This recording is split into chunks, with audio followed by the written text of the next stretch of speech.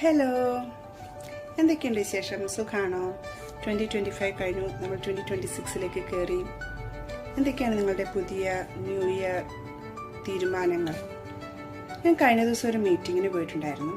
ഞാനൊരു ഡ്രോയിങ് ടീച്ചറാണ്, അല്ലെങ്കിൽ ഡ്രോയിങ് പഠിപ്പിക്കുന്നുണ്ട് എന്ന് പറഞ്ഞപ്പോൾ എല്ലാവരും ആദ്യം പറയുന്നത് ഞാൻ പണ്ട് വരയ്ക്കുമായിരുന്നു, അല്ലെങ്കിൽ എൻ്റെ മകന് അല്ലെങ്കിൽ എൻ്റെ മകൾക്ക് വരയ്ക്കാൻ ഇഷ്ടമുണ്ട്.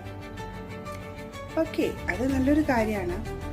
പക്ഷെ ഞാനപ്പോൾ ചിന്തിച്ച ഒരു കാര്യം, എനിക്ക് വരയ്ക്കാൻ താല്പര്യമുണ്ട്, അല്ലെങ്കിൽ എനിക്ക് അതൊരു ഹോബി ആക്കാൻ, അല്ലെങ്കിൽ എനിക്കൊന്ന് വരച്ചു നോക്കാൻ എനിക്ക് ആഗ്രഹമുണ്ട് എന്ന് വലിയ ആൾക്കാർ എന്തുകൊണ്ട് ചിന്തിക്കുന്നില്ല എന്നുള്ളതാണ്.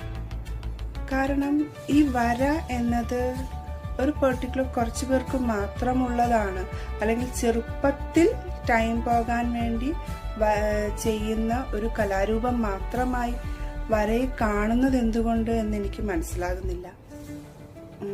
വര ശരിക്കും എല്ലാവർക്കും ഇംപ്രൂവ് ചെയ്ത് ഡെവലപ്പ് ചെയ്ത് കൊണ്ടുവരാൻ പറ്റുന്ന ഒരു കലയാണ്. പക്ഷേ ഒരു പാട്ട് പാടുന്ന ആൾക്കോ ഡാൻസ് കളിക്കുന്ന ആൾക്കോ അല്ലെങ്കിൽ മറ്റു കലാരൂപങ്ങൾക്കോ കിട്ടുന്ന ഒരു അംഗീകാരം, ഒരു റെസ്പെക്റ്റ് കലയ്ക്ക് കലാകാരന്മാർക്ക് കിട്ടുന്നുണ്ടോ എന്ന് പലപ്പോഴും സംശയം തോന്നിയിട്ടുള്ള ഒരു കാര്യമാണ്. അതെൻ്റെ മാത്രം തോന്നലാണോ എന്ന് എനിക്കറിയില്ല.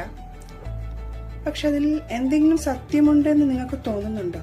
ഇതൊരു കുട്ടികൾക്ക് വേണ്ടിയുള്ള ഒരു കലാരൂപമാണ്, അല്ലെങ്കിൽ കുട്ടികൾ ചെറുപ്പത്തിൽ സമയം കളയാൻ വേണ്ടി ചെയ്യേണ്ട ഒരു കലാരൂപമായിട്ട് കലയെ നിങ്ങൾ കാണുന്നുണ്ടോ?